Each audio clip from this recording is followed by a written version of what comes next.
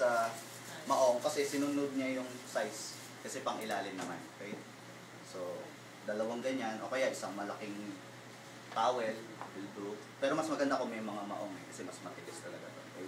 So, yung ginawa niyang base. Tapos lahat ng damit, puro hanggang dyan lang. Wala nang lalagpas. So, hindi rin basta lagay dito, dalawa, patong-patong ganyan. Pag binuhat mo yan, butas sa gitna, babagsak.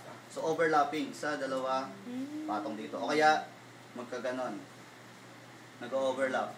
Para full block, walang hati. Pag binuhat mo, full block. Okay? Tapos walang lagpas lahat. Kahit mahaba yung damit, lagpas na ganyan, tutupin mo lang yan para sakto lang din sila. Okay? Go! Haba na exposure mo kayo, no? Kamusta ka naman? Ate, may Facebook ka ba?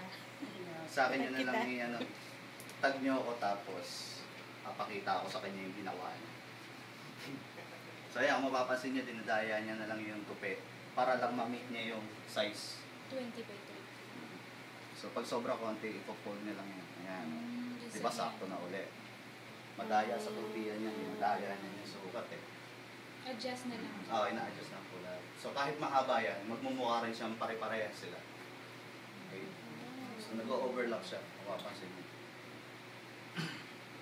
Tapos yung mga underwear, mga medyas nakatupi lang, huwag na i-roll yung hirap ilagay sa package. Tapos, isang layer, lagay mo yung mga underwear, takpan mo, yun yung ilalagay sa ibabaw.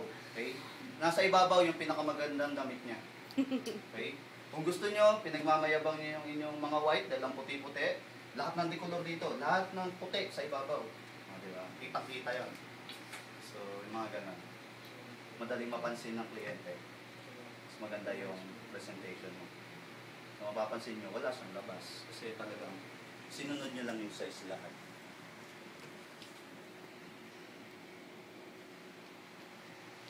Okay. Kala ko may pattern board. Kahit di na po. Kasi mag-work lang naman yun sa damit mo. Sa mga shorts, sa mga sandal.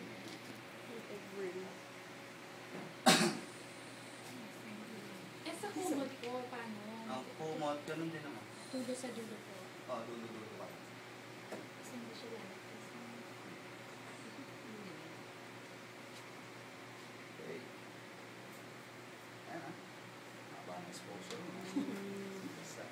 Ayun, pag mini skirt, Diba? kahaba. Hindi pa rin siya nakalagpas. Tapos balik na rin mo yung isa. Para pantay. Pag makapal na damit din yung nilagay mo dito, dahil yung susunod mo dito makapal din para talaga. Kaya wala nang makapal na iba, sila yung makapal. Isang makapal, dalawang manipis. So pantay pa rin sila. So kailangan makarating sa taas, pantay. Okay.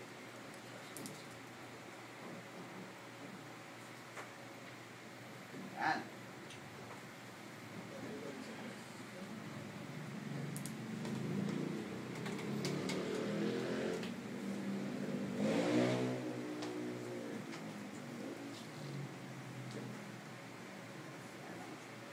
Talagang pinapanutan nila, hindi sila nagsasalita. Tinitingnan nila kung tama yung ginagawa mo base sa sinasabi ko. Okay, pag nakaganyan na yung package, that's the time na, di ba common na nangyayari pagka dinryer mo yung damit, yung amoy ng softener nawawala.